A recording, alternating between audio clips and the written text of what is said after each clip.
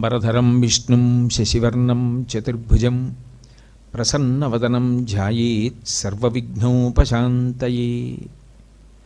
గురుర్బ్రహ్మా గురుర్విష్ణుః గురుర్దేవో మహేశ్వరః గురుః సాక్షాత్ పరం బ్రహ్మ తస్మై శ్రీ గురవే నమః. వ్యాసాయ విష్ణురూపాయ వ్యాసరూపాయ విష్ణవే నమో వై బ్రహ్మనిధయే వాసిష్ఠాయ నమో నమః. కూజంతం రామ రామీతి మధురం మధురాక్షరం ఆరుహ్య కవితాశాఖాం వందే వాల్మీకికోకిలం. శ్రుతిస్మృతిపురాణానాం ఆలయం కరుణాలయం నమామి భగవత్పాదశంకరం లోకశంకరం. వాగర్ధావివ సంపృక్తౌ వాగర్ధ ప్రతిపత్తయే జగతః పితరౌ వందే పార్వతీ పరమేశ్వరౌ. సూక్తిం సమగ్రయతున స్వయమేవ లక్ష్మీః శ్రీరంగరాజమహిషీ మధురైకటాక్షైః. వైదగ్ధ్యవర్ణగుణగుంభనగౌరవైర్యాం కండూలకర్ణకుహరాः కవయోధయంతి. హైమోర్ధ్వపుండ్రమజహన్మకుటం సునాసం మందస్మితం మకరకుండలచారుగండం బింబాధరం బహుళదీర్ఘకృపాకటాక్షం. శ్రీవేంకటేశముఖమాత్మనిసన్నిధత్తాం విమలపటి కమలకుటి పుస్తకరుద్రాక్షసస్తహస్తపుటి కామాక్షి పక్ష్మలాక్షి కలిత విపంచి విభాసి వైరించి. హరి ఓం. పరమేశ్వర స్వరూపైన సభకి నమస్కారం. అంతటి మహానుభావుడు అటువంటి శంకర భగవత్పాదుల యొక్క నామములకు వ్యాఖ్యానం చేయడం అంటే ఆయన యొక్క గుణ సంకీర్తనం చేయడమే. కాబట్టి ఆయన 108 నామముల గురించి చెప్పుకోవాలి అని సంకల్పం చేయడం జరిగింది. అందులో మొట్టమొదటి నామంలో శ్రీ శంకరాచార్యవర్యాయ నమః అంటారు. ఆయనకి శంకరాచార్యులు అని పేరు. వర్య అంటే శ్రేష్ఠులైన వారు అని. ఆచార్య అంటే ఆచరించి చూపించిన వారెవరో వారిని ఆచార్య అంటారు. ఎందుకనంటే గురువు అన్న మాటలో సూక్ష్మమైన భేదం ఒకటి ఉంటుంది. గురువు ఆచార్యుడు. ఇందులో గురువు జ్ఞానమును పొందినవాడే, ఆచార్యుడు జ్ఞానమును పొందినవాడే. ఇద్దరు తరించిపోయిన వారే, ఇద్దరు జీవన్ముక్తులే. శరీరంతో ఉన్నా మేము శరీరం కాదు ఆత్మ అన్న అనుభూతిని పొందినవారే. ఇద్దరూ సమానమైన అనుభవాన్ని పొందినవారే. ఇద్దరూ చిట్ట చివరి స్థితిని పొందేసిన వారే, అద్వైతానుభూతిని పొందినవారే. కానీ గురువు అన్న మాటకి ఆచార్య అన్న మాటకి ప్రతిపాదనలో దోషం లేదు. గురువుగారన్నా వచ్చిన తప్పేం లేదు, ఆచార్య అన్నా తప్పేం లేదు. కానీ సూక్ష్మమైన భేదం ఎక్కడొస్తుందంటే తాను ఏ ఆశ్రమంలో ఉన్నాడో ఆ ఆశ్రమ నియమాన్ని ఆచరించి చూపించిన వాడెవరో ఆయన ఆచార్య. అందుకని ఆచార్య బిరుదునామం. అంటే అలా ఆచరించి చూపించారు. భీష్మాచార్య, ద్రోణాచార్య, కృపాచార్య అంటే వాళ్ళు ఏ ఆశ్రమంలో ఉన్నారో ఆ ఆశ్రమానికి సంబంధించిన ధర్మాన్ని అనుష్ఠించి చూపించారు. బ్రహ్మచారిగా బ్రహ్మచర్యాశ్రమం, గృహస్థు గృహస్థాశ్రమ ధర్మం, వానప్రస్థు ధర్మం, సన్యాసి ధర్మం. శంకరాచార్యుల వారు సన్యాసాశ్రమంలో ఉంటే సన్యాస ధర్మం చూపించారు, బ్రహ్మచారిగా ఉంటే బ్రహ్మచారి ధర్మాన్ని చూపించారు. ఏ ఆశ్రమంలో ఉన్నావో దాన్ని బట్టి ధర్మం ఉంటుంది.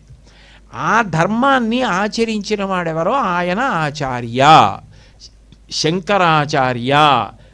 సన్యాసాశ్రమ ధర్మానికి కట్టుబడి ఉన్నటువంటి వ్యక్తి. అసలు సన్యాసాశ్రమం ఎందుకు తీసుకోవాలి ఆయన అంటే, సన్యాసి అయితేనే అందరూ నా కుటుంబమే అని ఒక చోట ఉండకుండా తిరగడానికి అవకాశం ఉంటుంది. గృహస్థ అయితే ఒకచోటే ఉండాలి, భార్యాబిడ్డల్ని పోషించుకోవాలి, అది ధర్మం. అంతేగాని అందరినీ విడిచిపెట్టి తిరుగుతానంటే కుదరదు. సన్యాసి ఒకచోట ఉండక్కర్లేదు, అంతటా తిరగచ్చు. యావత్ భారతం పర్యటించడానికి, అవైదిక వాదనలు ఖండించడానికి, వేద ప్రమాణాన్ని మళ్ళీ ఉద్ధరించడానికి, ధర్మ మార్గాన్ని నిలబెట్టడానికి, జనుల్ని ఉద్ధరించడానికి, తాను ఆసేతు హిమాచల పర్యంతం పర్యటించడానికి సన్యాసాశ్రమం యోగ్యం. అందుకని సన్యాసాశ్రమ స్వీకారం చేసి లోకోద్ధరణ చేశారు. కాబట్టి శంకరాచార్య వర్యాయ నమః. అయితే ఇందులో మీరు కొంచెం లోపలికి పరిశీలిస్తే మీకు ఒక విశేషం కనపడుతుంది. శంకర అంటే శుభములను చేయువాడు అని అర్థం. శం అంటే సుఖము, శుభము.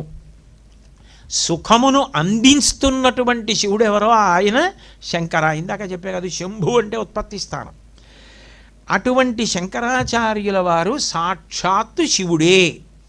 శివుడు అంటే అర్థం ఏమిటంటే నమ శంకరాయ చ మహేశ్వరాయ చ నమ శివాయ చ శివతరాయ చ. లౌకిక సుఖం అంటారా, ఆముష్మిక సుఖం అంటారా, మోక్ష సుఖం అంటారా, వైరాగ్య సుఖం అంటారా, మీరు ఏ సుఖం అనండి, ఆ సుఖాల్ని ఇవ్వగలిగిన వాడు శివుడే. ఆయన కన్నా ఇంకా ఏమైనా ఉందని మీరు అనుకుంటున్నారా? ఇక లేదు, శివతరాయచ ఆయనే. అయితే ఇన్ని ఇవ్వగలిగిన వాడు ఇవ్వడానికి వచ్చి పంచిపెడుతుంటే ఆయన శంకర. ఆ శివుడు శంకరుడిగా వచ్చాడు భూమి మీదకి. వచ్చి శంకరాచార్యుల వారు అయ్యారు. అంటే అవతారము అని గుర్తు. పరమశివుడు మూలస్థానం, అక్కడి నుంచి అవతారంగా శంకరాచార్యుల వారు వచ్చారు. ఎందుకు వచ్చారంటే గురువుగా వచ్చారు. గురువుగా వచ్చి ఏదో రాక్షస సంహారం చేయడం, ధర్మ సంస్థాపన కొరకు ఎవరు ధర్మ వ్యతిరిక్త మార్గంలో ఉన్నారో వారిని సంహరించడం ఒకప్పుడు జరిగినటువంటిదే. అవతారముల యందు విష్ణువు ఎన్నో పర్యాయములు దానిని నిర్వర్తించారు. కానీ శంకరాచార్యుల వారి అవతారానికి వచ్చేటప్పటికి ఉన్న గొప్పతనం ఏమిటంటే మనుష్యుల మనస్సుల యందు తిష్ట వేసినటువంటి రాక్షసుండి తొలగించడానికి బోధని ప్రమాణంగా తీసుకున్నారు. అందుకని గురువుగా వచ్చారు. గురువుగా వచ్చి బోధ చేస్తుంటే ఆయన బోధ విన్న కారణం చేత మనసులోనే తిష్ట వేసి ఉన్న రాక్షసులు వెళ్ళిపోయారు. కలియుగంలో రాక్షసులకు ఉపాధి లేదు, శరీరం ఉండదు, కాబట్టి వాళ్ళు మనిషి మనసులో కూర్చుంటారు. కాబట్టి వాళ్ళు వెళ్ళిపోవాలంటే గురుబోధలు చెవిలోంచి లోపలికి వెళ్ళాలి. అందుకని గురువుగా వచ్చారు శంకరాచార్యుల వారు. కలియుగంలో రాక్షస సంహారం విష్ణువు అవతారం తీసుకుని చేయడం కుదరదు. కాబట్టి ఇప్పుడు విష్ణు ప్రతిజ్ఞ నెరవేరడానికి యదా యదా హి ధర్మస్య గ్లానిర్భవతి భారత అభ్యుత్థానం అధర్మస్య తదాత్మానం సృజామ్యహం. ధర్మం నిలబడడానికి అధర్మం పోవడానికి నేను ఒక రూపంతో వచ్చి నేను రాక్షసుల్ని సంహరిస్తాను. అది కలియుగంలో కుదరదు. ఇప్పుడు వచ్చి చంపేయడం ఎలా కుదురుతుంది? మనిషి మనసులో ఉంటే రాక్షసుడు పారిపోవాలి అంటే బోధ చెయ్యాలి. ఎవరు చెయ్యాలి అంటే ఈశాన సర్వ విద్యానాం ఈశ్వర సర్వభూతానాం బ్రహ్మాధిపతి బ్రహ్మణోధిపతి బ్రహ్మ శివో మే అస్తు సదాశివోం. కామక్రోధాదులకు అతీతుడై సర్వకాలముల యందు మంగళం చేసేటటువంటి సదాశివుడు బయలుదేరి వచ్చి బోధ చెయ్యాలి లోకానికి ఓపిగ్గా కూర్చొని. అంత బోధ చేసి సరైన మార్గంలో మంచి మార్గాలు కాకుండా ఉన్న వాటిని ఖండించి నడిపిస్తే లోకం ఉద్ధరింపబడుతుంది. అందుకని శివుడు శంకరులుగా వచ్చారు. శంకరులుగా వచ్చారు అన్నప్పుడు అది అవతారము అని గుర్తు. అందుకే అవతారములు అనేక రకాలుగా ఉంటాయి. భారతంలో కూడా అవతారాల గురించి ప్రతిపాదన చేస్తారు. అంశావతారములు అని ఉంటాయి. అదే పరబ్రహ్మము సృష్టి ఆదులను చెయ్యాలి. మొట్టమొదట సృష్టి చెయ్యడానికి చతుర్ముఖ బ్రహ్మ అన్న పేరుతో వస్తుంది. అందుకని బ్రహ్మగారు, ఇంటి పెద్ద ఆయన సృష్టి చేశారు గౌరవం. సృష్ట్యాదులు చెయ్యడానికి మొదట వచ్చినటువంటి రూపం కాబట్టి బ్రహ్మాదులను సృష్టి చేసేవారు కాబట్టి అంశావతారం అంటారు. అంశాంశావతారములను ఉంటాయి. అంటే మొట్టమొదట సృష్టి చేయడానికి వచ్చినటువంటి బ్రహ్మగారు కొంతమందిని పిలిచి, అబ్బాయి మీరు సృష్టి ప్రారంభించండి, సృష్టి చేయడం మొదలుపెట్టండి అంటారు. కశ్యప ప్రజాపతి, మరీచి ఇలాంటి వాళ్ళని ప్రజాపతులు అంటారు. అందుకే మీరు సృష్టి గురించి చదవండి భాగవతంలో, అంతా కూడా కశ్యప ప్రజాపతి నుంచి వస్తుంది. మనుష్యులు, దానవులు, రాక్షసులు, సర్పాలు అన్నీ కశ్యప ప్రజాపతికే. గరుత్మంతుడు, వైనతేయులు అందరూ కశ్యప ప్రజాపతి బిడ్డలు. ప్రజాపతుల ద్వారా సృష్టి చేస్తాడు. అంటే అంశావతారం బ్రహ్మగారైతే అంశాంశావతారం ప్రజాపతులు. అట్లాగే ఆవేశావతారములను ఉంటాయి. అవి ఏం చేస్తాయంటే భగవత్ శక్తిని తమలోకి తీసుకొని ఒక్కొక్కసారి ఉద్రేకపడతాయి. ఉద్రేకపడి ఆ కాలమునందు జరగవలసినటువంటి తీవ్రమైన విషయాన్ని కొద్ది క్షణాల్లోనో కొద్ది కాలంలోనో సాధిస్తాయి. పరశురామ అవతారం గండ్రగొడ్డలు పట్టుకుని అటువంటి భగవత్ శక్తితో ఆ కాలమునందు అప్పుడు జరగవలసిన దాన్ని దేనో అలా సాధించి పరిసమాప్తం అయిపోతుంది. దాన్ని ఆవేశావతారం అంటారు. కళావతారం. ఇలా చంపేయడం కుదరదు. కోటాను కోట్ల మందిని మార్చాలి. ఇంత గొప్పదైన మనుష్య జన్మ పాడైపోకూడదు. మనిషిలో మార్పు రావాలి, మనసులో మార్పు రావాలి. మార్పు వచ్చి మలినమైపోకుండా పవిత్రమైపోయే మార్గంలోకి తను తిరిగిపోవాలి. అలా తిరిగిపోయేటట్టు చెయ్యాలంటే బోధ చెయ్యాలి అని అంత ఓర్పుతో బోధ చెయ్యడానికి గురువుగా అవతరించాడనుకోండి భగవంతుడు. కళా అవతారం అంటారు. అందుకే గురుభక్తి దైవభక్తి రెండు సమానం. అట్లా వచ్చిన కళావతారాల్లో వ్యాసుడు, కపిలుడు, శంకర భగవత్పాదులు ఇవన్నీ అవతారాలు, కళావతారములు అంటారు. అట్లాగే పూర్ణావతారం, నవరసభరితములై ఉంటాయి, శ్రీరామావతారం మొదలైనవి. పరిపూర్ణావతారం, ఈ అవతారాల తేజస్సు అంతా ఎందులోకి వెళ్ళిపోతుందో దాన్ని పరిపూర్ణావతారం అంటారు. శ్రీకృష్ణావతారం పరిపూర్ణావతారం. అట్లా వచ్చిన అవతారంలో శంకరాచార్యుల వారు. అయితే వర్యాయ నమః అన్నమాట ఎందుకు, శ్రేష్ఠులు అన్నమాట ఎందుకు అంటే ఒక్కొక్క పేరుకి అంత శక్తి ఉంటుంది. శంకరాచార్యులు వారండి అన్నారనుకోండి, వెంటనే మీకు రూపం గుర్తొస్తుంది. కాషాయ వస్త్రం కట్టుకుని తలమించి ఆ బట్ట వేసుకొని దండకమండలాలు చేత్తో పట్టుకుని ఆ వేషంలాగా మీకు అనిపించినా కూడా, అలా ఎవరైనా ఏదో నాటకం వేస్తున్నారు, ఎవరో ఒక ఆయన శంకరాచార్యులు వారి వేషం వేయడానికి నడిచి వస్తున్నాడు లోపలికి, మీకు వేషంగా కనపడినా మీరు లేచి నించుంటారు. ఏంటే అది చూసేటప్పటికి శంకరాచార్య, అతని పేరేదో ఉన్నా కూడా అది గుర్తురాదు. అసలు ఆ శంకరాచార్య అన్నదే గుర్తొస్తుంది. అది గుర్తు రాగానే లేచి నించుంటారు, రెండు చేతులు జోడిస్తారు, నమస్కరిస్తారు. అంటే 32 ఏళ్ళున్న వ్యక్తి ఆ సన్యాసనామానికి అంత కీర్తి ప్రతిష్టలు తీసుకొచ్చేశారు. చంద్రశేఖరేంద్ర సరస్వతి మహాస్వామి వారు ఒక అద్భుతమైన మాట, ఇక బహుశः ఎవరు అనలేరు ఆ మాట, అంత గొప్ప మాట అన్నారు ఒకప్పుడు. శంకరాచార్యులు వారు మా అందరికీ ఒక గొప్ప ఆస్తిని ఇచ్చారు. ఏమిటంటే మాకు సన్యాసాశ్రమ నామాలు ఉన్నాయి. చంద్రశేఖరేంద్ర సరస్వతి ఆయనకి సన్యాసనామం, ఆయనకి తల్లిదండ్రులు పెట్టిన పేరు స్వామినాథన్. ఆయన వస్తుంటే ఏమనాలి, చంద్రశేఖరేంద్ర సరస్వతి స్వామి వారు వస్తున్నారనాలి. కానీ చాలామంది ఏమంటాం, శంకరాచార్యులు వారు వస్తున్నారంటాం. అసలు శంకరాచార్యులు వారు వస్తున్నారనేటప్పటికీ మేము ఉలిక్కి పడతాం. అంతటి మహానుభావుణ్ణి మనలో చూస్తున్నారు, మనం ఎంత జాగ్రత్తగా ఉండాలనిపిస్తుంది. ఆ పేరు మాకిచ్చి భగవంతుణ్ణి నామం పెట్టి పిలిస్తే తొందరగా పలికేసినట్టు శంకరాచార్య అని మా యందు భావన చేసేటప్పటికి మాకు ఆ శక్తి కలిగేటట్టు శంకరులు అనుగ్రహించారు. కానీ ఆ రూపం ఉందే, ఆ తేజస్సు ఉందే, అది పరమశ్రేష్టమైనది. దాని నుంచి ఇవన్నీ వెలుగుతున్నాయి. అందుకనది వర్యాయ నమః. ఇవన్నీ శంకరాచార్య అని పేరు పొందాయి. కానీ అసలు నిజానికి ఆ శ్రేష్ఠులు ఆ పేరు ముందు పొందిన వారు ఎవరు, ఆయన. అందుకని శ్రీ శంకరాచార్య వర్యాయ నమః అన్నారు చంద్రశేఖరేంద్ర సరస్వతి మహాస్వామి. అంటే ఒక నామం దగ్గర ఆయన తనకే అన్వయం చేసేసుకొని ఎంత వినయంతో, ఎంత పరవశించిపోయి రెండు చేతులు జోడించేసి తలదింపి నమస్కరించారంటే, శివావతారం శంకరాచార్యుల వారైతే శంకరాచార్యుల వారి అవతారం చంద్రశేఖరేంద్ర సరస్వతి మహాస్వామి వారు. అంటే అంతటి గౌరవవాచకంగా దానికి కీర్తి తెచ్చారు.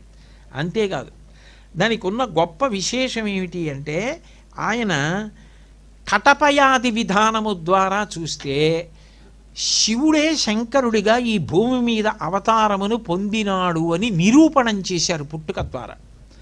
కటపయాది సిద్ధాంతము అని ఒకటి ఉంటుంది సంస్కృతంలో. దానికి ఏమిటంటే ఆ అక్షరాలన్నీ రాసి దాన్ని అంకెల్లోకి మారుస్తారు. మరి ఒక్కొక్క అక్షరానికి ఒక్కొక్క అంకె ఉంటుంది. అంకె ఉన్నప్పుడు పూర్వకాలంలో ఏమిటంటే ఎవరైనా పుడితే ఆ పుట్టిన సమయాన్ని కాలాన్ని దృష్టిలో పెట్టుకుని దాన్ని బట్టి పేరుని నిర్ణయించేవారు. శంకరాచార్యులు వారి తండ్రి గారు శివగురువు, తల్లిగారు ఆర్యాంబ. మీరు శంకరాచార్యులు వారి జీవిత చరిత్ర చదివితే శివగురువు గారు కూడా మహానుభావుడు, అంతటి విద్వాంసుడు, అంత అనుష్ఠాన తత్పరుడు. పైగా శంకరాచార్యుల వారిని కొడుకుగా నేను శివుణ్ణే పొందుతున్నాను అని తెలిసున్న వ్యక్తి. ఎందుకంటే త్రిశూర్లో అంత గొప్ప ఉపవాసం చేశారు ఆయన శంకరుణ్ణి కొడుకుగా పొందాలని. కాబట్టి ఇప్పుడు పుట్టినటువంటి పిల్లవాడు తన భార్య అయిన ఆర్యాంబ గర్భము నుండి వైశాఖ శుక్ల పంచమి నాడు పుట్టారు.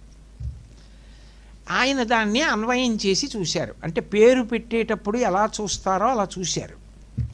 పేరు పెట్టేటప్పుడు చూసే పద్ధతి ఏమిటప్పుడు అంటే అది వైదిక విధానం. వైశాఖ మాసం, వైశాఖ మాసం అంటే 2వ మాసం చాంద్రమానంలో. ఎందుకని? చైత్రం వైశాఖం కాబట్టి 2వ మాసం. అట్లాగే శుక్లపక్షం, శుక్లపక్షం కృష్ణపక్షం కాబట్టి శుక్లపక్షం 1వ పక్షం. పంచమి తిథి 5వది కదా, పాడ్యమి విరియా తరియా చవితి పంచమి 5వ తిథి. అంటే ఇప్పుడు దీన్ని మీరు ముందు పుట్టిన కాలాన్ని అంకెల్లోకి తీశారనుకోండి. వైశాఖ మాసం 2వది కాబట్టి 2, శుక్లపక్షం 1ది కాబట్టి 1, పంచమి తిథి కాబట్టి 5 వేసి దీన్ని ఇప్పుడు పేరు కింద మారుద్దాం అనుకున్నారనుకోండి. కాలాన్ని అంకెల్లోకి మార్చిన తర్వాత దీన్ని అక్షరాల్లోకి మార్చాలి. ఇప్పుడు అంకెలని అక్షరాలుగా మారిస్తే పేరు అవుతుంది. ఇప్పుడు దీన్ని మార్చేటప్పుడు కటపయాది విధానంలో ఏం చేస్తారంటే తిరగేసి రాయాలి. అప్పుడు ఏమవుతుంది? 2, 1, 5, 5, 1, 2 అవుతుంది. తిరగేయాలి కదా మరి. తిరగేస్తే 5, 1, 2. ఇప్పుడు 5, 1, 2 ఏమవుతుందంటే 5కి ష అక్షరం, అట్లాగే 1కి క. మరి శంకర కదండి పెట్టిన పేరు. అంటే మనం శాపకన 0 రాసి కా రాస్తాం తెలుగులో, అలా కాదు. సంస్కృతంలో అయితే జ్ఞా రాసి కావత్తేయాలి శంకర అన్నప్పుడు. జ్ఞా హల్లు, అందుకని హల్లుని తీసేస్తారు. హల్లుని తీసేస్తే అచ్చు కా మిగిలిపోతుంది. దానికి కా 1 అవుతుంది, షా 5 అవుతుంది, కా 1 అవుతుంది. 0 ఉండవు సుమండి, ఎందుకంటే తెలుగులో రాసినట్లు కాదుగా. అందుకని కా 1 అవుతుంది, రా 2 అవుతుంది. అందుకే రామ 2 × 5 రామ మా 5 అవుతుంది. అలాగే ఇక్కడ 5, 1, 2 ఈ 5, 1, 2 అక్షరాల్లోకి మారిస్తే శంకర అవుతుంది. అంటే వైశాఖ శుక్ల పంచమి నాడే వచ్చారు, ఆర్ద్రా నక్షత్రంలో వచ్చారు. ఆర్ద్రా నక్షత్రం శివ తేజస్సు. అంటే వచ్చిన వారెవరు? పరమశివుడు వచ్చారు. దీన్ని అంకెల్లోకి పెట్టి అక్షరాల్లోకి మారిస్తే పుట్టిన కాలాన్ని బట్టి అది శంకర అయింది. కాబట్టి శంకరుడు వచ్చాడు, శివుడు వచ్చాడు, శంకరుడిగా వచ్చాడు. శంకరుడిగా వచ్చాడంటే అందరికీ శం చేయడానికి వచ్చాడు, సుఖాన్ని పంచిపెట్టడానికి వచ్చాడు. పంచిపెట్టడానికి శివుడు వస్తే వేరు పేరు నేను ఎందుకు పెడతాను? పుట్టిన కాలాన్ని బట్టి అక్షరాల్లోకి మారిస్తే శంకర అవుతోంది, అందుకని నేను అదే పేరు ఉంచుతానన్నారు శివగురువు. అందుకని అదే పేరు ఉంచారు. అప్పుడు అది శంకర అయింది. అయితే మళ్ళీ ఇక్కడ ఇంకొక విశేషం ఉంది శంకరాచార్యుల వారి పేరులో. ఎప్పుడైనా గురువులు సన్యాసాశ్రమం ఇచ్చారనుకోండి, తల్లిదండ్రులు పెట్టిన పేరు తీసేస్తారు, తీసేసి కొత్త పేరు ఇస్తారు. మీకు ఉదాహరణ చెప్పాలి అంటే శంకరాచార్యులు వారి గురువు గారు ఉన్నారు, వారి పేరు గోవింద భగవత్పాదాచార్యుల వారు. గోవింద భగవత్పాదాచార్యుల వారి పూర్వాశ్రమ నామం చంద్రశర్మ. చంద్రశర్మ అన్న పేరు గౌడపాదాచార్యుల వారి దగ్గరికి వెళ్ళినప్పుడు ఆయన గోవింద భగవత్పాదాచార్య అని పేరు మార్చారు, సన్యాసాశ్రమ నామం. అట్లాగే రామానుజాచార్యుల వారి యొక్క పూర్వాశ్రమ నామం లక్ష్మణుడు. ఆ తర్వాత సన్యాసాశ్రమంలో రామానుజాచార్యుల వారు అయ్యారు. మధ్వాచార్యుల వారి పూర్వాశ్రమ నామం వాసుదేవుడు. తర్వాత మధ్వాచార్యులు వారు అయ్యారు సన్యాసాశ్రమం తీసుకున్నాక. ఆయనకి ఆనంద తీర్థులు, పూర్ణప్రజ్ఞులు అని కూడా ఉన్నాయి సన్యాసాశ్రమ నామాలు. గౌరాంగుడు పూర్వాశ్రమ నామం. సన్యాసం తీసుకున్న తర్వాత కృష్ణ చైతన్యులు అయ్యారు. చైతన్య మహాప్రభు అంటారు కదా, కృష్ణ చైతన్యులు అయ్యారు. ఒక్క శంకరాచార్యుల వారికి మాత్రం తల్లిదండ్రులు పెట్టిన పేరు శంకర, సన్యాసాశ్రమం ఇచ్చిన తర్వాత గోవింద భగవత్పాదాచార్యుల వారు ఉంచేసిన పేరు కూడా శంకర. పేరు మార్చబడని సన్యాసి శంకరాచార్యుల వారే. ఎందుకు మార్చలేదో తెలుసా? ఆయన శంకర. ఆయన లోకానికి సుఖములను పంచిపెట్టడానికి వచ్చిన వ్యక్తి. సాక్షాత్తు శివుడు శంకరుడిగా వస్తే మేమెవరం ఆ పేరు మార్చడానికి?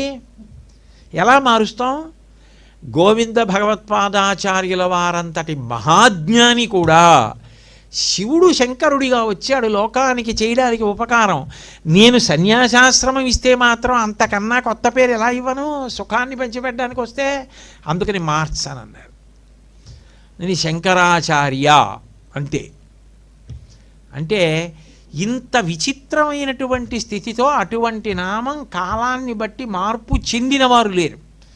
ఇంకా విశేషం ఏమిటంటే ఆయన పెట్టిన పీఠాలలో పీఠాధిపతుల రూపాన్ని చూడగానే మీకు వాళ్ళ సన్యాసాశ్రమ నామం తెలియకపోవచ్చు.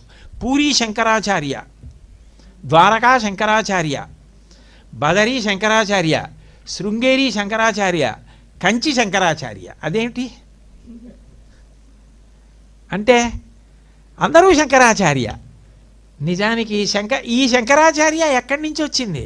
ఆ వర్య, ఆ శ్రేష్ఠుడి నుంచి వచ్చింది.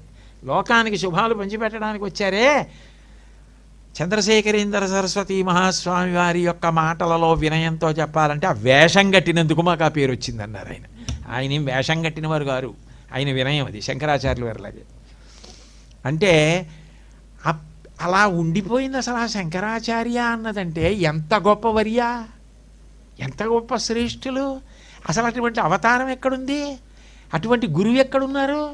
అటువంటి బోధ చేసిన వారు ఎక్కడున్నారు? తల్లిదండ్రులు అలా పెట్టారు, గురువుగారు అలా పెట్టారు, పుట్టినప్పుడు పేరు అదే, సన్యాసాశ్రమనామం అదే. ఏమి శంకరాచార్యులు వారు? అందుకని శ్రీ శంకరాచార్యవర్యాయ నమః మొదటి నామం. శ్రీ ఆదిశంకరాచార్య స్తోత్ర శతనామావళి యందు రెండవ నామంలో బ్రహ్మజ్ఞాన ప్రదాయకాయ నమః అని కీర్తిస్తున్నారు. ఆయన బ్రహ్మజ్ఞానమును అనుగ్రహిస్తారు అని. లోకంలో మిగిలినటువంటి జ్ఞానము ఏదైనా కూడా పుస్తకముల నుంచి లభిస్తుంది, లేకపోతే వేరొకరి బోధ వలన లభిస్తుంది. పంచ జ్ఞానేంద్రియముల వలన మనం ఆ వస్తు జ్ఞానాన్ని తెలుసుకుంటాం. కంటి చేత చూసి తెలుసుకుంటాం, చెవితో విని తెలుసుకుంటాం, స్పర్శ చేత ముట్టుకుని తెలుసుకుంటాం, వాసన చేత తెలుసుకుంటాం, నాలుక ద్వారా రుచి ద్వారా తెలుసుకుంటాం. కానీ బ్రహ్మజ్ఞానమును తెలుసుకోవడానికి అది మిగిలిన వాటి చేత తెలియబడేది కాదు. కంటి చేత చూడబడదు, చెవి చేత వినడానికి అవకాశం లేదు. అది అవాంగ్మానస గోచరము, మనసు దాన్ని అందుకోలేదు. అన్నీ ఆ ఆత్మ యొక్క ప్రకాశం చేత పనిచేస్తున్నాయి. ఆ ఆత్మయే బ్రహ్మము. అటువంటి బ్రహ్మము యొక్క కాంతి చేత పనిచేస్తున్నవి వెనక్కి తిరిగి బ్రహ్మాన్ని పట్టుకోవడం వాటికి సాధ్యం కాదు. కానీ ఆ బ్రహ్మము యొక్క జ్ఞానమును అనుగ్రహించడం అన్నది మహాపురుషులైనటువంటి శంకర భగవత్పాదులకు చెల్లింది. ఎందుచేతనంటే కేవల బోధ చేత మాత్రమే అందించడం కాదు. శంకరాచార్యుల వారిని గురువుగా స్వీకరించి శంకరుల యొక్క పాదపద్మముల యందు నిరతిశయ ప్రీతి ఎవరికుందో, భక్తి ఎవరికుందో వారికి అటువంటి బ్రహ్మజ్ఞానాన్ని శంకరాచార్యుల వారు అనుగ్రహిస్తారు. దాన్ని శాస్త్రము కూడా అంగీకరించింది. గురువు పట్ల ఎవరికి అటువంటి నిరతిశయ ప్రీతి ఉంటుందో, గురువుని దైవాన్ని రెండుగా భావన చేయకుండా రెండూ ఒక్కటే అన్న భక్తి ఎవరికి దృఢతరమైందో అటువంటి వారికి ఆ బ్రహ్మజ్ఞానం అనుగ్రహింపబడుతుంది. బ్రహ్మజ్ఞానమనందున్నటువంటి విశేషమేమి అంటే దానికి సజాతీయత చెప్పడం అవకాశం లేదు. సజాతీయత అంటే చూడండి, ఆవులుంటాయి, ఆవులలోనే సజాతీయ భేదము అంటారు. అంటే తెల్లటి ఆవులు కొన్ని ఉంటాయి, నల్లటి ఆవులు కొన్ని ఉంటాయి, ఎర్రటి ఆవులు కొన్ని ఉంటాయి, ఎత్తుగా ఉన్న ఆవులు ఉంటాయి, పొట్టిగా ఉన్న ఆవులు ఉంటాయి. అన్నీ ఆవులే, అన్నీ పాలిస్తాయి, అన్నీ పవిత్రమే. కానీ సజాతీయ భేదం ఉంది. ఆవులలోనే భేదం ఉంటుంది. ఆత్మయందు సజాతీయ భేదం ఉండదు. ఆత్మయందు మళ్ళీ భేదం అన్నది ఏర్పడే సమస్య లేదు. అది అపరిచ్ఛిన్నంగా, అఖండంగా, శాశ్వతంగా, నిత్యంగా, నిరంజనంగా అట్లా ప్రకాశిస్తూ ఉంటుంది. అట్లాగే విజాతీయ భేదం ఉండదు. విజాతీయ భేదము అంటే ఇది పక్షి, ఇది మృగము, ఈయన మనుష్యుడు, ఈయన దేవత, ఈయన గంధర్వుడు, అట్లా వేరువేరు ఉపాధులుగా చెప్పడం కూడా, అనేకత్వమును చొప్పించడం కూడా ఆత్మయందు సాధ్యం కాదు. బ్రహ్మము ఒక్కటే అయి ఉంటుంది. అట్లాగే స్వగత భేదము కూడా ఆత్మయందు ఉండదు, బ్రహ్మమునందు ఉండదు. ఆత్మ అన్నది నేను బ్రహ్మమునకు పర్యాయపదంగా వాడుతున్నాను. స్వగత భేదము అంటే ఇప్పుడు కోటేశ్వరరావు గారు అన్నారనుకోండి, నేను మీ వంక తిరిగి చూస్తాను, ఎవరు కోటేశ్వరరావు ఇందులో అని అడిగారనుకోండి, నేనంటాను. మళ్ళీ నేను అని చూపించినప్పుడు తల వెంట్రుకల దగ్గర నుంచి పాదముల వరకు కోటేశ్వరరావే. కానీ మళ్ళీ నేను ఏ కారణం చేతనైనా వేరు చేసి చెప్పవలసి వచ్చిందనుకోండి, నాకు ఎడంకాలు కొంచెం నొప్పిగా ఉందంటాను, నాకు కుడి చేతి చిటికిన వేలు నొప్పిగా ఉందంటాను. అంటే మళ్ళీ నా శరీరంలోనే ఈ కుడి చేతి చిటికిన వేలన్నది వేరుగా నిప్పెడుతోంది అని గుర్తింపబడుతోంది. ఇవి కాళ్ళు, ఇవి చేతులు, ఇవి ముఖము, ఇవి కన్నులు, ఇది ముక్కు, అలా అవయవములు వేరువేరుగా చెప్పబడతాయి. దీన్ని స్వగత భేదం అంటారు. ఈ స్వగత భేదం కూడా బ్రహ్మమునందు ఉండదు. అంటే మీరు సర్వసాధారణంగా లోకంలో అనుభవించేటటువంటి భేదములు ఏ ఉంటాయో ఇవేవి కూడా బ్రహ్మమునకు అన్వయము కావు. బ్రహ్మము ఎప్పుడూ సచ్చిదానంద స్వరూపమై ఉంటుంది. అటువంటి బ్రహ్మము లోకంలో మనందరం పొందేటటువంటి లౌకికమైన అనుభవాలు ఏవైతే ఉన్నాయో ఆ అనుభవాలలో నిరంతరం మనం ఏ మూడిటిని అన్వయం చేస్తామో ఆ మూడిటిని అన్వయం చేయడం బ్రహ్మము విషయంలో సాధ్యం కాదు. మనం ప్రతిరోజు ఏవైనా అనుభవాన్ని పొందేటప్పుడు ద్రష్ట, దృశ్యము, దర్శనము అని మూడిటిని అన్వయం చేస్తాం.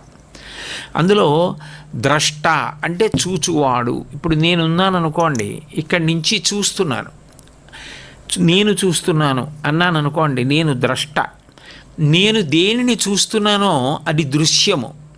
నేను ఒక గోడ మీద గీయబడిన చిత్రముని చూస్తున్నాను అనుకోండి, నేను చూస్తున్నటువంటి ఆ చిత్రం ఏదుందో అది దృశ్యము, క్రియ. నేను దానిని చూచుచున్నాను, దర్శనం. ద్రష్ట, దృశ్యము, దర్శనము అని మూడు ఉంటాయి. త్రిపుటి అంటారు దీన్ని. ఈ త్రిపుటి నిరంతరం నడుస్తూ ఉంటుంది. కానీ బ్రహ్మము దగ్గరికి వెళ్ళేటప్పటికీ ఇన్ని ఉండవు, ఒక్కటే ఉంటుంది. నేను నేను నేను అని జీవుడుగా లోపల భావన చేస్తున్నదేదో అది కూడా వెనక్కి కదిలిపోయి బ్రహ్మమునందు కరిగిపోతుంది. కరిగిపోయిన తర్వాత అది తప్ప వేరొకటి ఏది లేదో అదొక్కటే మిగిలిపోతుంది. మీకు కొంచెం తేలిగ్గా చెప్పాలి అంటే, సర్వసాధారణంగా ఏదైనా ఒక వస్తువుని పొందిన తర్వాత కానీ ఒక వస్తువుని పోగొట్టుకున్న తర్వాత కానీ ఇది నేను పొందానన్నవాడు, ఇది నేను పోగొట్టుకున్నానన్నవాడు ఒకడు ఉంటాడు. నాకు 1 కోటి రూపాయలు కలిసి వచ్చాయి అన్నాను అనుకోండి, 1 కోటి రూపాయలు పొందిన వాడను నేనున్నాను.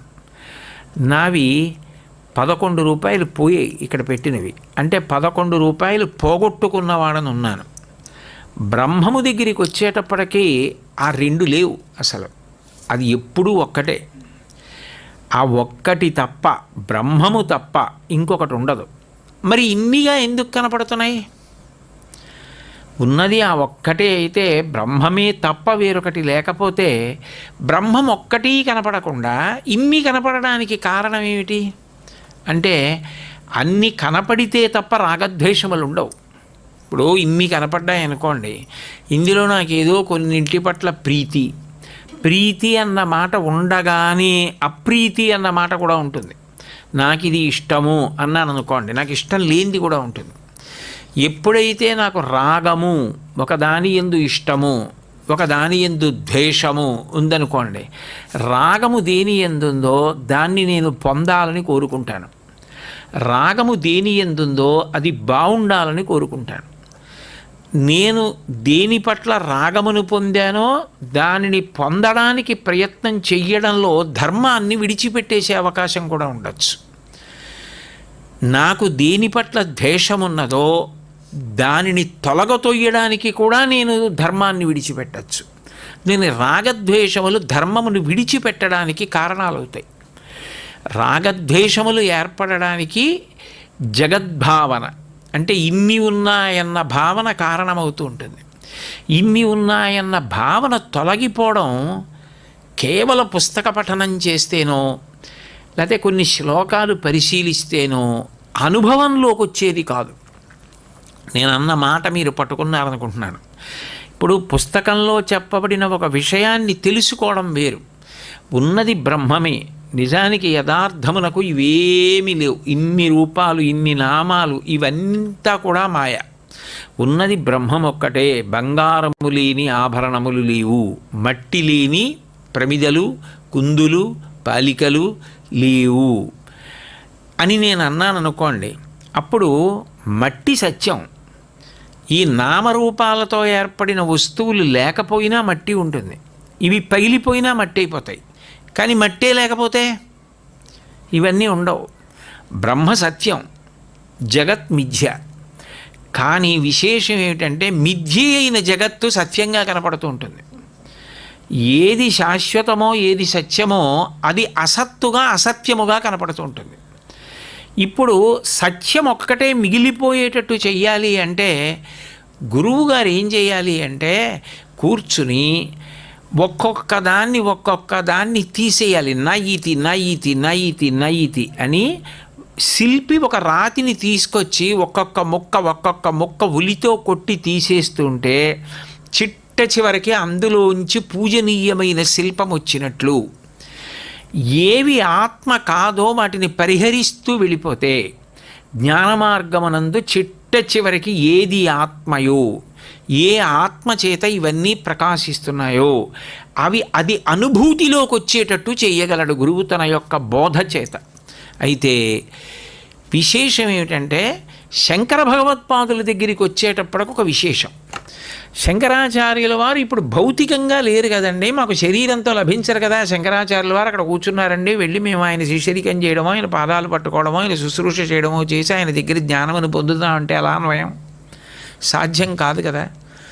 అంటే శంకరాచార్యుల వారిని గురువుగా స్వీకరించి వారి పట్ల నిరతిశయ ప్రీతి ఎవరు పెంచుకుంటున్నారో, భక్తి ఎవరు పెంచుకుంటున్నారో వారిని శంకరులు ఆ మార్గంలో నడిపించి వారే చిట్ట చివరికి ఉన్న ఒక్కటి ఏది శాశ్వతమైనదుందో అది అనుభూతిలోకి వచ్చేటట్టు చెయ్యగలరు. అలా అనుభూతిలోకి వచ్చేటట్టు చెయ్యడానికి ఏది కావాలో ఆయనే వివేక చూడామణిలో చెప్తారు. శ్రద్ధాభక్తి ధ్యాన యోగాన్ముముక్షో ముక్తేర్హేతూన్వక్తి సాక్షాత్ శృతితేర్గీహి యోవా ఏతేష్వేవ తిష్టత్యముష్య మోక్షో విద్యా కల్పితా దేహబంధాత్. వేదము చేత ప్రతిపాదింపబడినటువంటి భక్తి, శ్రద్ధ, ధ్యానము, యోగము ఇవి ఎవరి యందు నిశ్చితమైనటువంటి స్థితిలో నిలబడతాయో. శ్రద్ధ అంటే ఇక గురువుగారు చెప్పిన దాంట్లో అనుమానం లేదు నాకు, శాస్త్రము చెప్పిన దాంట్లో అనుమానం లేదు నాకు అనేటటువంటి సత్యబుద్ధి అంకురించి ఎవరు అటువంటి నిశ్చయాత్మకమైనటువంటి బుద్ధితో నిలబడగలరో, ఎవరు అటువంటి వస్తువు గురించి ధ్యానం చేస్తాడో. ఎందుకని అట్లా ధ్యానం చేయాలన్నా, అది ఉంది అని తెలుసుకోవాలన్నా దానికి ఒక ఉపకరణం కావాలి. ఆ ఉపకరణం లేకుండా మీరు చెయ్యలేరు. ఇప్పుడు చాలా చిన్న వస్తువు ఉందనుకోండి, ఒక బంగారపు తునక ఉంది.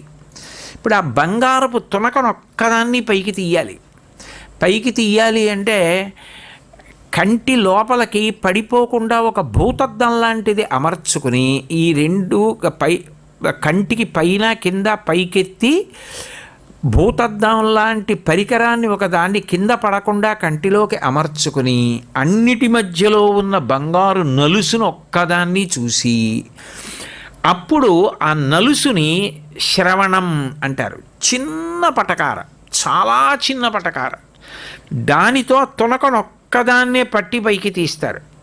అప్పుడు ఎంత కౌశలంతో తీస్తాడో తునకనొక్కదాన్ని, అంత జాగ్రత్తగా ధ్యానము చెయ్యగలిగితే వెనక్కి వెళ్ళిపోవడం మొదలు పెడతాయి. ఆ వెనక్కి వెళ్ళిపోయిందనుకోండి, అసలు సత్యం గ్రహించాడనుకోండి, తనంత తానుగా అలౌకిక విషయముల మీద అనురక్తి కలగడం ఎలా ఉంటుందో లౌకిక విషయముల యందు భ్రాంతి తొలగిపోవడం కూడా అలాగే ఉంటుంది. ఏకకాలమునందు సంభవిస్తుంది. ఒకసారి ఆత్మ అన్నది ఆ ధ్యానము చేత, యోగము చేత, భక్తి చేత, శ్రద్ధ చేత అనుభవంలోకి వస్తే వచ్చిన ఉత్తర క్షణంలో ఇప్పటి వరకు తనకి మనసు చేత, శరీరం చేత, ఇంద్రియముల చేత ప్రీతిపాత్రములైన లౌకికమైన విషయ వస్తువులన్నీ కూడా దాని ముందు ఇదెంత అని చెప్పి అసలు స్మృతి పదంలో లేకుండా పోతాయి. ఒక ఉదాహరణ చెప్పాలి అంటే, ఒక భర్త ఒక పండక్కి ఒక నగని తీసుకొచ్చి భార్యకిచ్చి, చాలా జాగ్రత్త సుమా, ఎంత కష్టపడో సంపాదించి దాచి నీకు తెలియకుండా నేను ఇది కేవలం నీ కొరకని, మన 8వ పెండ్లి వార్షికోత్సవం అని నీకు 8 తులాలతో చేయించి పట్టుకొచ్చాను, చాలా జాగ్రత్తగా వేసుకో అంటే ఆవిడ దాన్ని ధరించినప్పుడు మురిసిపోయింది. దాన్ని తీసి ఎంతో భద్రంగా దాచుకొని, ఎక్కడికి వెళ్ళినా అది ఎవరు తీయలేదు కదా, వస్తువు పోలేదు కదా అని దాని మీదే మనసు పెట్టుకుని అప్పుడప్పుడు ఒకసారి తీసి చూసుకుని మురిసిపోయి మళ్ళీ లోపల పెట్టుకొని ఎంతో జాగ్రత్తగా దాచుకుంటాను. ఒక ఏడాది పోయిన తర్వాత భార్యాభర్త ఏదో పెళ్ళికి వెళ్తున్నారు. ఆయన అన్నాడు, నా జీవితంలో నీకు నేను చేసిన పెద్ద మోసం ఈ నగే. నీకు నగ తేవాలని నేను ఎప్పటి నుంచో అనుకునేవాడిని, కానీ ఎప్పుడూ నీకు నగ తేగలిగినంత ధనం పొందినవాడిని కాను. కనీసం నీ కళ్ళల్లో కాంతి, నీ సంతోషం చూడాలని నేను కేవలం 30 రూపాయలు పెట్టి ఈ నగ తీసుకొచ్చాను. అది బంగారు నగ కాదు. నువ్వు దాన్ని అంత భద్రంగా దాచుకుంటున్నప్పుడు, అది తీసుకుంటున్నప్పుడు, దాన్ని చూసుకుని మురిసిపోతున్నప్పుడు, నీ మురిపెను చూసి నేను మురిసిపోలేకపోతున్నాను. నాకు చాలా బాధగా ఉంది. యథార్థమునకు ఇది బంగారు నగ కాదు, కేవలం 30 రూపాయల నగ అన్నాడు. ఆమె భర్తగారి పట్ల వైముఖ్యం పొందలేదు. ఆమె నేను సంతోషించాలని ఇంత తాపత్రయపడ్డాడు, కానీ శక్తి లేదు, తేలేకపోయాడు. ఏం బెంగ పెట్టుకోకండి, 2 సంవత్సరాల ఆనందం పొందాను కదా అని ఇప్పుడు ఆమె అది పెట్టుకుని పెళ్ళికెళ్ళలేదు, అది పెట్టుకుని తిరిగి వచ్చిన తర్వాత దాచలేదు. ఆమె వెడుతూ తోరణం కట్టిన మేక్కి దాన్ని తగిలించి వెళ్ళిపోయింది. ఎలా పోయింది భ్రాంతి అంటే, అది బంగారం కాదని తెలిసిపోయింది. అసలు బంగారం ఏదో కూడా తెలిసిపోయింది. అసలు బంగారం అంటూ ఒకటి ఉంది, ఇది బంగారం కాదు. ఇది బంగారం కాదని తెలియగానే ఆమెకి దాని మీద భ్రాంతి పోయినట్టు, ఆత్మ అన్న బంగారం అనుభవంలోకి వచ్చి ఇది బంగారం కాదని ఇక తెలియక్కర్లా, అది బంగారం అని తెలియగానే ఇది కాదని తెలిసి దీని మీద భ్రాంతి పోయిందంతే. లౌకిక వస్తువుల యందు అనురక్తి అలా తొలగిపోతుంది. అట్లా తొలగిపోయేటట్టు, అది తొలగనంత కాలం ఏమవుతుందంటే, మనసు చేత, ఇంద్రియముల చేత, శరీరము చేత మార్చి సుఖములను అనుభవించడంలో అనేక పాపకర్మలను చేస్తూ మళ్ళీ అనేక ఉపాధులలోకి మారిపోవడానికి కావలసిన పాపపుణ్యములను సంతరించుకుంటూ ఉంటాడు. ఏది శాశ్వత వస్తువో అది అనుభవంలోకి వచ్చిన తరువాత అసలు అక్కర్లేని దాని వైపుకి ప్రవేశించవలసిన అగత్యమే లేదు. ఇంకా తాను ఏదో అదిగానే ఉండిపోయాడు. అప్పుడు ఇంకా బెంగా లేదు, అది పోయేది కాదు, ఎప్పుడూ అది ఉండేది. అప్పుడు అది నేను ఎప్పుడూ ఉంటానన్న భావనతో పడిపోతున్న శరీరాన్ని కూడా కేవల సాక్షిగా చూస్తాడు. ఇది నోటితో చెప్పినంత తేలిక విషయం అయితే 1,000,000 మంది తరించిపోదరు కదూ. ఇది అనుభూతిగా రావాలి, ఇది అనుభవంలోకి రావాలి.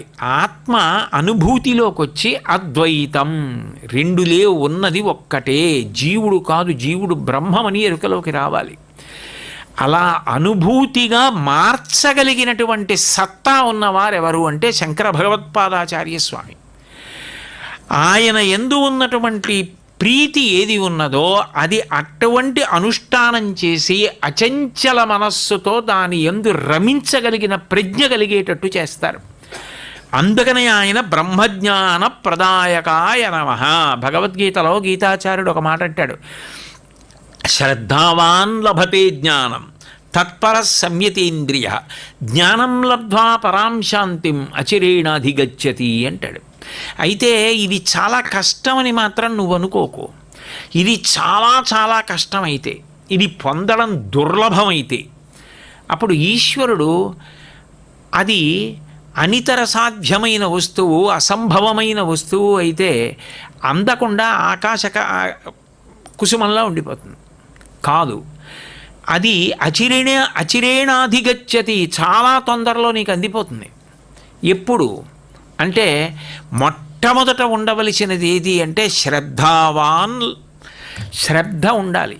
శ్రద్ధ అంటే అసలు గురువుగారి పాదములు పట్టుకుంటే శంకరాచార్యుల వారి పాదములు పట్టుకుని పాడైనవాడు ఉండడు. గురువుగారి పాదములు పట్టుకోవడం అన్న మాట ఉంటే, శంకరుల యందు భక్తి ఏర్పడితే అది నిరంతరం కడిగేస్తూ ఉంటుంది. భక్తి ఏం చేస్తుంది? భక్తి అంటే ప్రీతి, భక్తి అంటే ప్రేమ. ఎక్కడ భక్తి ఉందో అది ఏం చేస్తుంది? స్మరణలకు ఎడుతుంది. మళ్ళీ మళ్ళీ మళ్ళీ మళ్ళీ గుర్తొస్తుంది. మనసు రెండు కారణముల చేత స్మరిస్తుంది. ఎక్కడ ప్రేమ ఉందో అక్కడ స్మరణ ఉంటుంది. నాకు ఎవరి మీదైనా ప్రేమ ఉందనుకోండి, నేను ఆపలేను, వాళ్ళు నాకు జ్ఞాపకానికి వస్తూనే ఉంటారు. నాకు ద్వేషం ఉందనుకోండి, నాకు జ్ఞాపకానికి వస్తూ ఉంటారు. అయితే రెండూ ప్రమాదమే. లౌకికమైన విషయముల యందు ప్రేమ చేత స్మరించడము బంధనహేతువే, ద్వేషము చేత స్మరించడము బంధనహేతువే. అది గురువుగారి మీదకి మళ్ళిందనుకోండి, శంకరాచార్యుల వారి యొక్క ప్రజ్ఞా విశేషాలు, శంకర భగవత్పాదుల యొక్క అద్భుతమైన సాధితం, ఆయన ఈ జగత్తుకు చేసినటువంటి మహోపకారం, ఆయన అవతార వైభవం, ఇవి తరచుగా జ్ఞాపకానికి వస్తున్నాయనుకోండి నామముల కింద. అందుకు నామావళిగా పరిశీలించడం. ఆ నామం అనుకున్నప్పుడు ఒక్కసారి ఆ నామంలో ఉన్న కొంత విషయమైన జ్ఞాపకానికి వచ్చి, అబ్బా ఏమి మహానుభావుడండి అని ఒక్క మాట అనగలుగుతున్నాడు అనుకోండి, ఆయన గుర్తొస్తున్నారు. ఆయన గుర్తు రావడమే పాపాన్ని కడిగేస్తూ ఉంటుంది. గురు స్మరణమే, గురుచరణారవింద స్మరణమే పాప ప్రక్షాళన హేతువు. అది శంకరుల యొక్క వైభవం. కాబట్టి శంకరాచార్య స్వామి వారి యొక్క స్మరణము క్రమక్రమంగా ఏం చేస్తుందంటే, వారు చెప్పిన మార్గంలో మనం వెళ్ళాలి. ఆయన చెప్పింది విని కూడా, ఆయన చెప్పింది చెప్పుకుంటూ, ఆయన చెప్పినది పొందాలని లోపల తాపత్రయం ఉండి, ప్రతిబంధకమని తెలిసి నేను ఎందుకు లొంగాలి? దానివల్ల గురువుగారు ఎంత చిన్నబుచ్చుకుంటారు, ఇంకెప్పటికి బయటకు వస్తావనరా అని మెల్లిగా నువ్వు వ్యామోహం నుంచి బయటకు వచ్చేయగలుగుతావు. గురుభక్తియే నిన్ను లౌకిక వ్యామోహముల నుంచి బయటికి తీసేస్తుంది. కాబట్టి శ్రద్ధావాన్ లభతే జ్ఞానం తత్పరః. తత్ అంటే ఆత్మవస్తువు. గురువుగారి ద్వారా ఈ జన్మ దాటిపోతే మళ్ళీ ఏమో ఖచ్చితంగా మళ్ళీ నరజన్మ వస్తుందని ఏమిటి నమ్మకం? రెండిటి యందు నమ్మకం చెప్పడం కష్టం కదా. ఆయుర్దాయం చెప్పడం ఎవరికి సాధ్యం? ఇప్పుడు 80 ఏళ్లవాడు నా ఆయుర్దాయం పెద్దవాడిని అయిపోయానండి, ఇంకెన్నాళ్ళు ఉంటానంటాడు. ఏమో ఆయన 110 ఏళ్ళు ఉండొచ్చు. 25 ఏళ్లవాడు నాకు చాలా ఆయుర్దాయం ఉందనుకుంటాడు. ఏం చెప్పగలం? ఆయువుని చెప్పలేరు. నిత్యమా జీవితము నీటిపై బొగ్గ. ఆయువు చెప్పడము సాధ్యం కాదు ఎప్పుడూ కూడా. అట్లాగే మనసు నిలకడగా ఉంటుందని చెప్పడం కూడా సాధ్యం కాదు. అది చంచలత్వం. ఇవాళ ఉన్నటువంటి ధృతి, ఇవాళ ఉన్న పట్టుదల, ఇవాళ ఉన్న భక్తి జారిపోవచ్చు. అలా జారిపోకుండా ఉండాలి అంటే దానికి శ్రద్ధావాన్ తత్పరః. ఆలోచనలు వస్తువు అంటే ఆత్మ వస్తువు గురించి వెళ్ళాలి అంటే దానికి గురుకటాక్షం ఉండాలి. గురుకటాక్షం ఉంటే అన్యమైన వస్తువుల వైపు కాకుండా, జారిపోకుండా దాన్నే పట్టుకుని మళ్ళీ పైకి పైకి పైకి ఎక్కేటట్టు చేస్తారు. కిందకి జారడం, ఒకవేళ జారినా మళ్ళీ పట్టు దొరుకుతుంది, మళ్ళీ పైకి ఎక్కుతూ ఉంటాడు. ఎక్కడో అక్కడ ఇంకా జారడం అన్నది పూర్తిగా ఆగిపోతుంది. అయిపోయి ఇంకా పైకి ఎక్కడమే ఉంటుంది. ఆ పైకి ఎక్కడం లక్ష్యాన్ని చేరిపోతాడు. అది ఇప్పుడు అంటే గురుపాదములయందు, గురువాక్యమునందు ఉండవలసినటువంటి తిరుగులేని నమ్మకం. దానికి శ్రద్ధావాన్ లభతే జ్ఞానం తత్పర సంయతేంద్రియ. అప్పుడు ఏమవుతుందంటే ఆ వస్తువు గురించి ఆలోచించడము చేత ఇంద్రియ నిగ్రహము కలుగుతోంది. సంయతేంద్రియ. దాని వలన జ్ఞానం లబ్ధ్వా పరాం శాంతిం. దాని వలన బ్రహ్మజ్ఞానము కలుగుతోంది. ఆ బ్రహ్మజ్ఞానము కలిగిన వాడికి పరాం శాంతిం, ఇక చిక్కు చెదరడు. ఎందుకని? శాంతిని పాడు చేసేసేవి, ఎప్పుడూ అల్లకల్లోలం చేస్తుండేవేవి అంటే రాగద్వేషాలు. రాగద్వేషాలు ఒక 10 నిమిషాలు నిలబడిపోయి అనుకోండి, అది పరమశాంతి. రాగమున్నా మనసు కదిలిపోతుంది. ఎందుకంటే నాకు ఎవరో అంటే ఇష్టం అనుకోండి, వాళ్ళని తలుచుకున్నప్పుడు మనసు కదిలిపోతుంది. వాళ్ళని చూసి ఎన్నాళ్ళయిందో, వాళ్ళతో మాట్లాడి ఎన్నాళ్ళయిందో, వాళ్ళతో కూర్చుని ఎన్నాళ్ళయిందో, మనసు సంగమును చెంది కదిలిపోతుంది, ద్వేషము చేత కదిలిపోతుంది. రాగద్వేషములు పోయాయి అనుకోండి, అప్పుడు నిశ్చలత్వాన్ని పొందుతుంది. అది కదలడానికి అవకాశం లేదు. అది కదలకుండా నిలబడమే శాంతి. ఆ శాంతి చాలా గొప్ప శాంతి. అది శాశ్వతత్వాన్ని పొందుతుంది. పరాం శాంతిం అచిరేణాధిగచ్చతి. ఎప్పుడో వస్తుంది ఇది అనుకుంటున్నావేమో, అలా అనుకోకు. నువ్వు దీన్ని పొందగలవు, చాలా తొందరలో పొందగలవు. గీతాచార్యుడిచ్చినటువంటి అభయం అచిరేణాధిగచ్చతి. దీనికి మూలం ఎక్కడుంది? గురుపాదముల యందుంది. అందుకే అష్టమానువాకంలో నమః శంభవే చ మయోభవే చ నమః శంకరాయ చ మయస్కరాయ చ నమః శివాయ చ శివతరాయ చ అంటారు. మయోభవే చ మయస్కరాయ చ. నేను చూడండి, నేను మీతో మాట్లాడుతున్నప్పుడు శంభు శంకర అని 2 శబ్దాల గురించి చెప్పా. శంభు అంటే ఉత్పత్తి స్థానం, శంకర అంటే పంచిపెట్టడం, అందరికీ తీసుకొచ్చి ఇవ్వడం. అట్లాగే మయోభవేచ, మయోభవేచ అంటే ఎక్కడ అసలు ఈ మోక్షస్థితి, ఈ బ్రహ్మజ్ఞానము కలుగుతోందో, ఎక్కడ అటువంటి తిరుగులేని ప్రశాంతత కలుగుతోందో దాని ఉత్పత్తి స్థానం మయోభవేచ. చూడండి, లోకంలో ఒక మాట అంటాడు, ఆయనకి ఏం తెలియట్లేదు, అందరి మధ్యలో ఉన్నాడు, కానీ ఆయనకి ఏమీ తెలియట్లేదు. ఎందుకు తెలియట్లేదంటే ఆయన ఏదో ఒకే విషయం మీద దృష్టి పెట్టుకుని ఉండిపోయాడు. ఇప్పుడు ఉపన్యాసం వింటున్నారు ఎవరో, ఉపన్యాసం వింటుండగా అకస్మాత్తుగా ఓ కప్పు ఒకటి ఎక్కడి నుంచో వచ్చి ఆ కుర్చీల మధ్యలోకి వెళ్ళింది. నలుగురు కదిలిపోయారు, కప్ప వచ్చింది కప్ప వచ్చిందని. ఒక ఆయన కప్ప వచ్చిందని తెలీదు, కప్ప దూకుతోందని తెలీదు, కప్ప తన మీదకే ఎక్కింది, కప్పని తన మీద దులుపుతున్నారని తెలియదు. ఎందుకని? తన్మయుడై ఉన్నాడు, తన్మయత్వం పొందాడంటారు. అంటే దాని యందు రమిస్తున్నాడు. దాని యందు రమిస్తూ ఉండడమే దీని యందు విస్మృతికి కారణమైపోయింది. ఇది విస్మృతిని పొందింది. దాని యందు రమిస్తున్నాడు. దేని యందు రమిస్తున్నాడు? ఆత్మ యందు రమిస్తున్నాడు బ్రహ్మజ్ఞానము చేత. అప్పుడు కలిగిన పరమశాంతి ఉందే, అప్పుడు కలిగిన శాశ్వతత్వం ఉన్నదే, అప్పుడు ఈ శరీర భ్రాంతి లేదు ఇంకా. అటువంటి సుఖమునకు ఉత్పత్తి స్థానమేదో అది మయోభవేచ. దాన్ని పంచిపెడితే మయస్కరాయచ. పంచిపెట్టేవాడు ఒకడు ఉన్నాడు, వాడు పంచిపెడతాడు. ఎప్పుడు? నీకు ఆయన యందు భక్తి ఉంటే, ఆయన పంచిపెడతారన్న నమ్మకం నీకుంటే, పంచిపెట్టదగిన వస్తువు ఆయన దగ్గర ఉందని నువ్వు అనుకుంటే, అసలు మనుష్య జన్మలో నువ్వంటూ పొందవలసింది ఏదైనా ఉంటే అదొక్కటే. అది కాక ఇన్ని పొందినా నీ శరీరము పడిపోయినప్పుడు ఇక వాటితో సంబంధం పోతుంది. ఇన్ని పొందండి. భార్య ఉంది, కొడుకున్నాడు, కోడలుంది, కూతురుంది, అల్లుడున్నాడు, కొడుకు వైపు మనవలున్నారు, కూతురి వైపు మనవలున్నారు, బోలెడంతమంది శిష్యులున్నారు, కోటాను కోట్ల మంది అభిమానులు ఉన్నారు, ఎందరో అభిమానించే వాళ్ళు ఉన్నారు. ఆయన ఊపిరాగిపోయింది. ఆయనకి వీళ్ళకి సంబంధం ఏం లేదు. ఇంకా ఆ శరీరం ఇక పలకదు, అయిపోయింది. దానికి ప్రతిస్పందన లేదు. అది పంచభూతముల యందు కలిసిపోతుంది. కానీ ఒకే ఒక్కటి ఎప్పుడూ కూడా అలా తెగిపోవడం అన్న మాట లేకుండా అట్లాగే ఉండిపోయేది ఏదైనా ఉంటే అది బ్రహ్మజ్ఞానం, ఆత్మానుభవం. నేను ఆత్మ అన్న భావము చెక్కు చెదరకుండా అలా ఉండిపోయి దాని యందు రమించగలిగిన స్థితి. అది ఇచ్చేవారు ఉన్నారు. వయస్కరాయచ, ఎవరైనా ఆయనే శివాయచ శివతరాయచ, ఆయన కన్నా ఇంకా లేడు. ఆ శివుడు శంకరాచార్యుల వారిగా వచ్చారు. ఆయన పాదముల యందు భక్తి పొంది ఉండు. నీకు ఏ రూపంలో వచ్చి అనుగ్రహించాలో ఆయనకి తెలుసు, ఆయన అనుగ్రహించగలరు.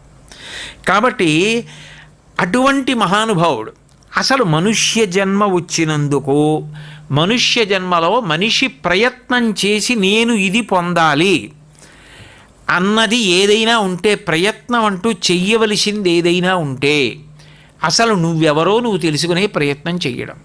ఆత్మ వస్తువుని తెలుసుకోవాలి అన్న పిపాస, ఒక తృష్ణ, ఒక తాపత్రయం మాత్రం ఉండాలి. అది కానీ ఉంటే, అది తీవ్రతరమైతే ఇవ్వడానికి ఆయన ఉన్నారు. మయస్కరాయచ, ఆయన అందిస్తారు.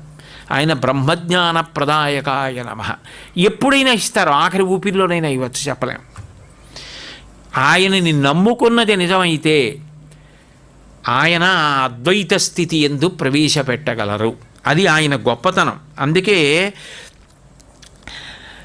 శ్వేతాశ్వతరోపనిషత్తు ఒక మాట అంటుంది, ఏతజ్ఞేయం నిత్యమేవ ఆత్మసంస్థం నాత పరం వేదితవ్యం హి కించిత్. లోకంలో అసలు పొందవలసినది అన్న స్థితి ఏదైనా ఉంటే తానెవరో తాను తెలుసుకోవడం. అంటే ఎక్కడో లేడు పరమాత్మ. వీటిని వాడినప్పుడు, అంటే కళ్ళు వాడినప్పుడు, ముక్కు వాడినప్పుడు, చెవులు వాడినప్పుడు బయట వాటిని తెలుసుకుంటుంటుంది. లోపల ఉన్నదాన్ని తెలుసుకోవాలంటే ఇవి తన్మయమైపోవాలంటే దాని యందు ఇవి లయమైపోవాలి, వెనక్కి వెళ్ళిపోవాలి. వెనక్కి వెళ్ళిపోయి దాని యందు ప్రవేశించి అదొక్కటే మిగిలిపోయి మిగిలినవన్నీ ఆగిపోవాలి. అంటే దానిగా మారిపోయి అదొక్కటిగా ఉండిపోయిన నాడు ఆ బ్రహ్మానందం, అది బ్రహ్మజ్ఞానం. దాన్ని తెలుసుకోవడమే బ్రహ్మజ్ఞానం. బ్రహ్మవిద్ బ్రహ్మైవ భవతి, అది తెలియడమే బ్రహ్మం అవడం. ఆ స్థితిని పొందగలడు. కాబట్టి జ్ఞానాద్దేవహి కైవల్యం, ఆ జ్ఞానమును పొందిన కారణము చేత కైవల్యమును పొందుతున్నాడంటే ఇక మళ్ళీ పుట్టవలసిన అవసరం లేదు. అది ఇవ్వగలిగినటువంటి మహానుభావుడు ఎవరో ఆయనే శంకరాచార్యుల వారు. అది ఆ బ్రహ్మజ్ఞానము చేత తెలియబడిన బ్రహ్మము సత్, అది సత్యము, ఒకనాడు ఉండి ఒకనాడు లేనిది కాదు. చిత్, అసలు తెలుసుకుంటున్నది అన్నది ఏదుందో అదే. దాని నుండి దాని వెలుతురు పడితే కన్ను చూస్తోంది, దాని వెలుతురు పడితే ముక్కు వాసన చూస్తోంది, దాని వెలుతురు పడితే నాలుక రుచి చెప్తోంది, దాని వెలుతురు పడితే చర్మం స్పర్శ చెప్తోంది. ఆ వెలుతురు ఆగిపోతే అసలు ఇవేవి చెప్పవు. అది ప్రధానం. అది ఇవేవి లేకుండా కూడా చూస్తుంది. నాకు స్పర్శ తెలియట్లేదండి, ఏదైనా ముట్టుకుంటే తెలియట్లేదండి అని వైద్యుడి దగ్గరికి పరిగెడతాడు. తలస్నానం చేస్తుంటే ఎడంకంట్లో కుంకుడు పులుసు పడింది, కన్ను విప్పి చూడలేకపోతున్నానండి. కన్ను చూడలేకపోతోందని చూస్తోంది. చర్మం ఇక్కడ స్పర్శని తెలుసుకోలేకపోతోందని తెలుసుకుంటోంది. ముక్కు వాసన చెప్పలేకపోతోందని తెలుసుకుంటోంది. అది ఏదో, అది ముక్కు చేత తెలియబడదు. దాని చేత ముక్కు తెలుసుకుంటోంది తప్ప ముక్కు దాన్ని తెలుసుకోలేదు వెనక్కి వెళ్ళి.